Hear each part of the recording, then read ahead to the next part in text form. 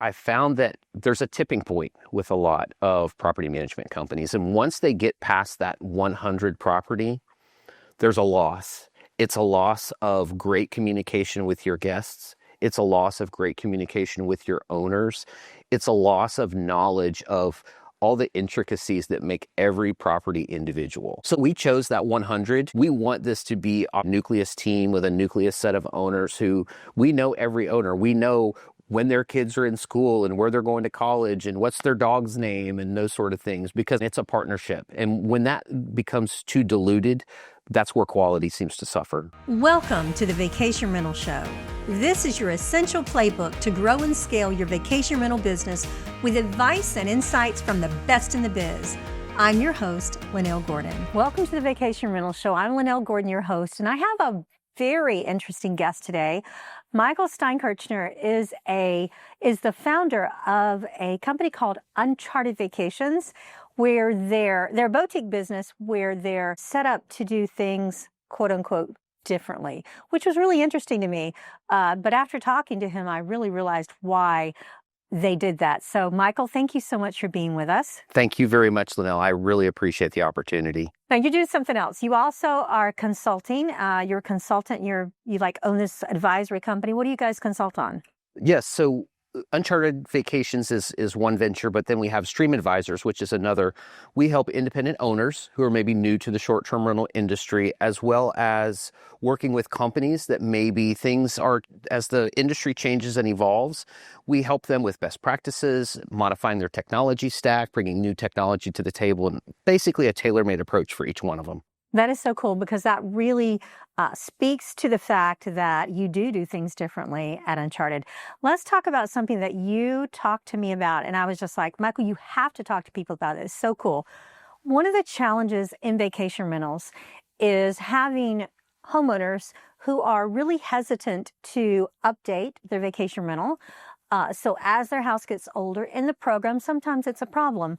And you came up with a way that solved that in a really unique, cool way. How are you doing that? Sure. So we designed what we call the Redesign on Our Dime program. It's a wonderful program. It's tiered, obviously, depending on the need. But we work with an owner who maybe isn't cash liquid to invest several $1,000s to do new furnishings or to remodel a bathroom or something like that. So what we will do is we will finance that for them. And in return, obviously, it helps us with retention, because we will, instead of charging just our standard management fee, we'll charge them a higher management fee over the course of however long it takes to pay that back. But the immediate result is it's higher average daily rate that comes in. They're not out, and they feel that we've truly partnered with them for their investment on it. Oh, that's fabulous, especially for owner retention. Not only do you have a contract with them that they have to maintain with you until you finish that. One of the questions I had for you, and I think that people may be asking, is what if they decide to go somewhere else? Is there a contractual agreement that stands up for that? Sure, absolutely. So in our state, we operate in Florida, so there are statutes that actually could put a design lien on the property using a licensed designer. But additionally, we have a couple of different options. They could accelerate that and pay that remaining balance off themselves. Or we do offer that to actually be transferred to the new owner.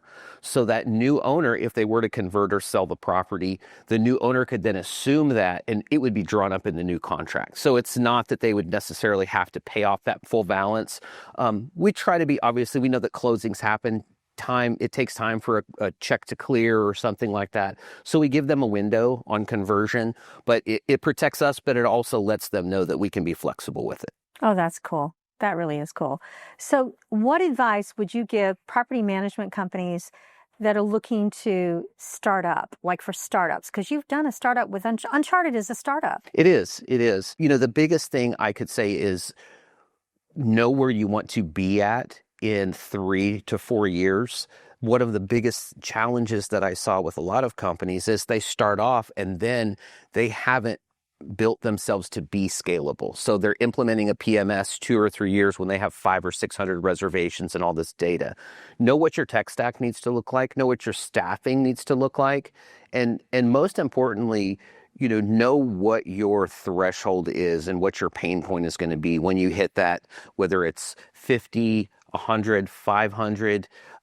Because once you get to the point where you have 300 or 400 properties and now you're realizing your tech stack or your bookkeeping or your processes don't work, it's that horse has already left the stable, so to speak. So start out the way you want to go. Exactly. Especially with tech stack and property management systems. I agree 100%. I actually, and I'm a big advocate of the fact that even with small property management companies, and the right PMS to start out with, as opposed to saying, oh, here's one that'll do reservations and I can do my accounting through QuickBooks or something like that.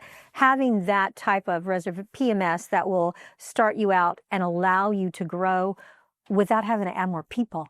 Absolutely. And, implementation of a new PMS can knock out your manpower for a period of several weeks. These systems are so robust now that when you have that need for that larger system, you may have to dedicate one or two or even a person from every department that you may have a couple of weeks just to go through the implementation and conversion of all of that data. So for a startup, again, make sure obviously you have great protection programs out there, whether it's damage protection, travel insurance, all those sorts of things. Some people think of those as an afterthought for revenue, but when you're a startup, all those little ancillary services that you can offer that help generate revenue are critical to keep. They're 100%. That's because 100% of it goes to you. It's not a commission base. That's correct. I was just talking to somebody about that like 20 minutes ago.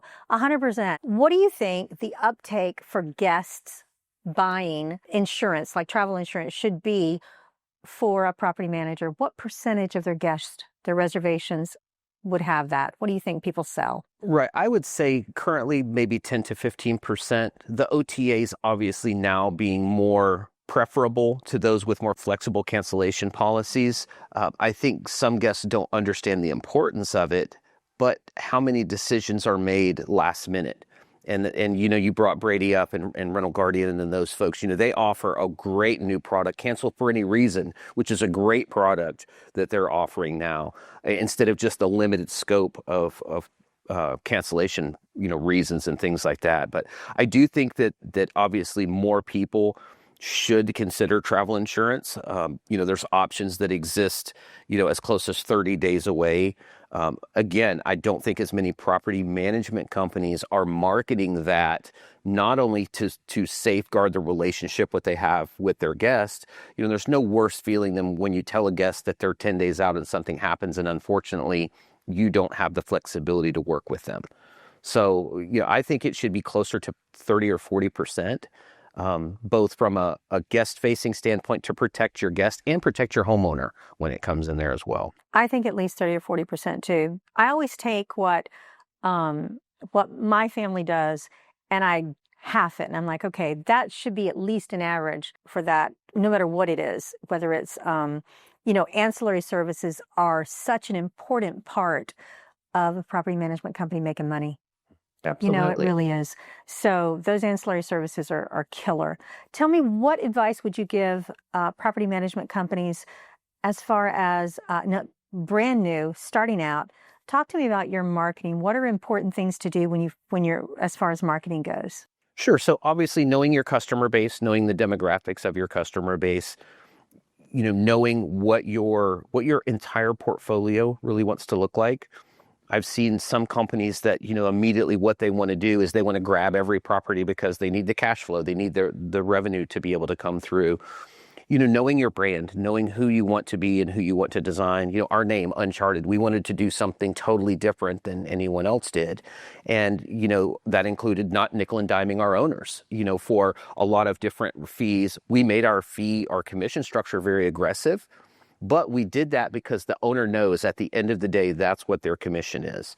So knowing your brand, knowing your customer from a marketing standpoint, it's setting yourself apart from the competition, whether it's in the way that you do business with your owners, whether you do business with your guests in a different way, whether you offer a different experience to your guest. Is it an all-inclusive model where you can provide things like golf carts and kayaks and beach chairs and all of these sort of things that maybe your competitor is not doing on that? You do something very unusual again, and I'm going to bring that up.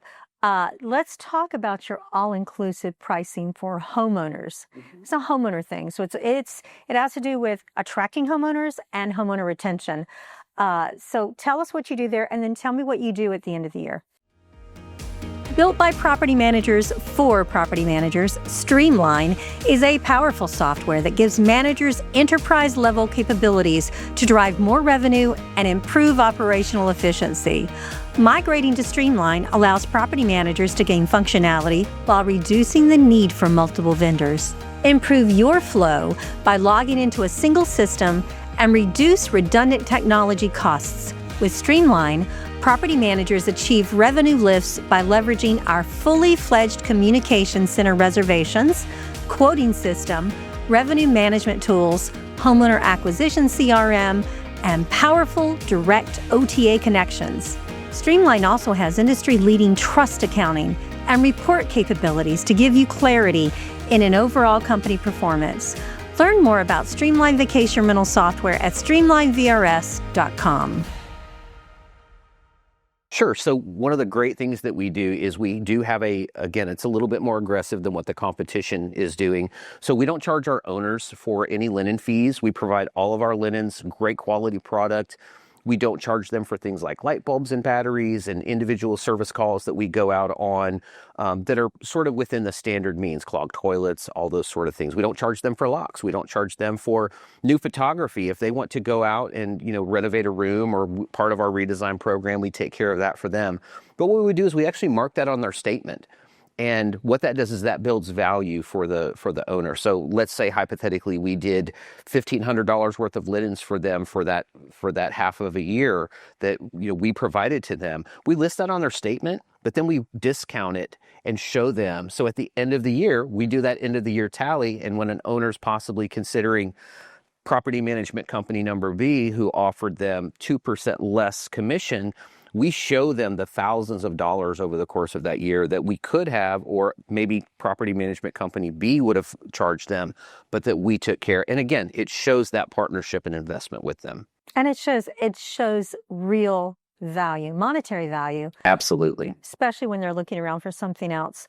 When you consult with companies, property management companies, what kind of things do you find are the problems that they're coming to you with that you're like, oh, everybody's having this kind of thing? What kind of problems do they come to you with? I think obviously the biggest things are the rules that change in terms of with OTAs and how to best capture those direct booking. There are some legacy companies out there. They've been around for 30 or 40 years.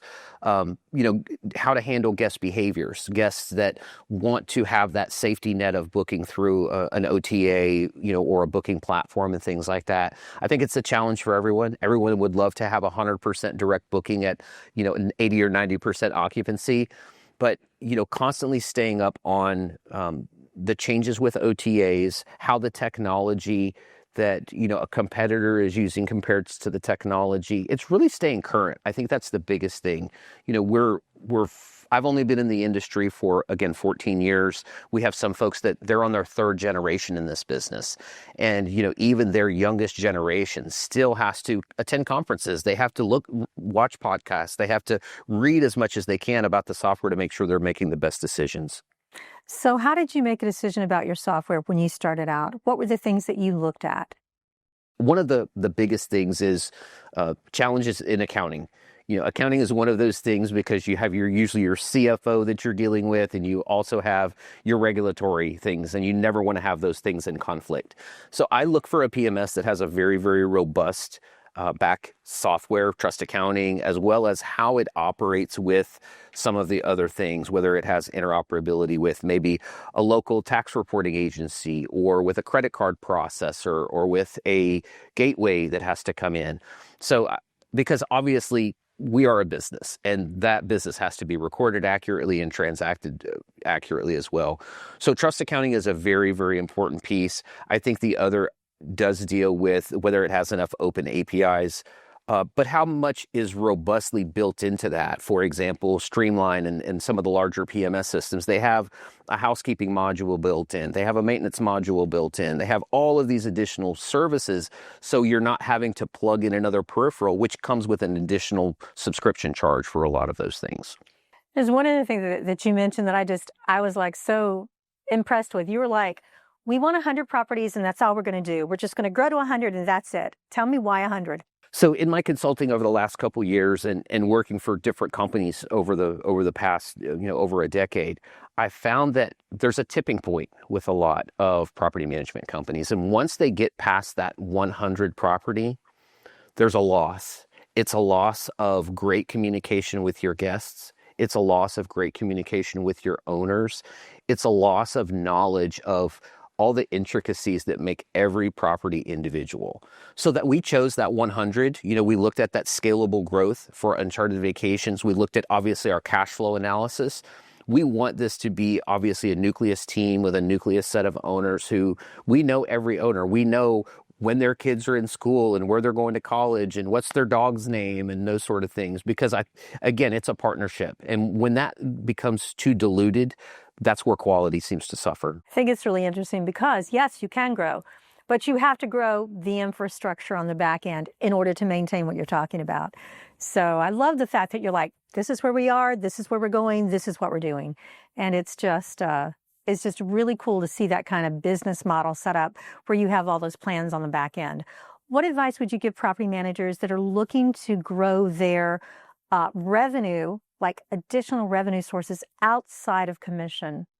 I think obviously looking for full service, whether that's concierge services, we're working actually, and I can't use the name of the company, but we're working with a very great grocery delivery company for us to be able to, they're only permitted to go to the door.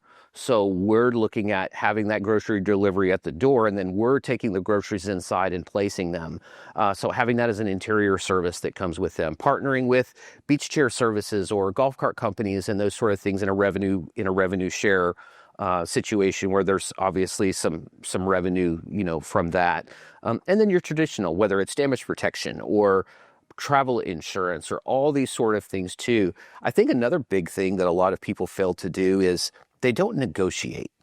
They're not negotiating with their technology partners and their providers for certain things, whether it's your credit card processor. You're talking about several $1 million worth of revenue over the course of a year. That 0.5% or 0.25% on your credit card fee can be a tremendous amount that may fund another employee, a staff member that you may need. So I think negotiating with your vendors is just as critical as what you're doing on the commission side of things for your owners. That is excellent advice. I was in business for like 25 years in my tech company, and I didn't know I could negotiate with the processor until the last 5 years of business. And you're right, it really added up. I was so impressed with the ability to negotiate that. And that came up because they called me. I had a company call me saying, here, I can give you this rate. And I was like, that's significantly different. So I called my company and I'm like, hey, can you give me, this rate? Oh, we can beat that rate. And I was like, why didn't I know this all these years? That money's just going, off the table. It's just sitting right there, piling up, going to somebody else that could come to me. So yeah. Right. And I rarely have people say that. So thank you for bringing that up. Absolutely. Is there any other advice that you would give to property managers? The biggest thing that I could think of is, give credit where credit is due in terms of, we offer a very nice reward program for our cleaners. Our cleaners are the people that are at the front lines every day, and it's so critically important. And so many of my colleagues, they do look at that bottom line, but without our cleaners, I came from the operations side into this business from doing, inspections and light maintenance and things like that. The cleaners are the backbone of this industry. They're what puts food on the table for 99% of us. And so we just need to be conscious. We need to be conscientious of them and make sure that we appreciate, everything that they do for us. Because if, and I'm one of those ones, I'm not afraid. I will go and, clean toilets and make beds and do all those sorts of things. But, as the industry changes and some people see it as a little bit more tumultuous as it's going, we just need to realize those people that are at the front lines doing everything that they can for our guests and for our owners. 100%. I loved cleaning houses. I did that to go through college myself at our property management company. Tell me, what are the things you do to appreciate your cleaners? we have the ability of working with some of them. One of our owners actually, and they're very gracious. We live in a hurricane environment. We've had situations where we had a tornado that came off of the Gulf, and we had owners that said basically, if any of the cleaners need a place to live or stay temporarily while they're adjust, they figure out what they're going to do. We have that. We offer cash incentives, obviously, and we do that directly to the cleaner themselves. Mm-hmm. We have an agreement maybe with a cleaning company, but we like to go directly reward that cleaner, when we're seeing those positive things. We had one cleaner, I went by a property, her vacuum looked like it was a little older and things like that. We went and purchased her a new vacuum.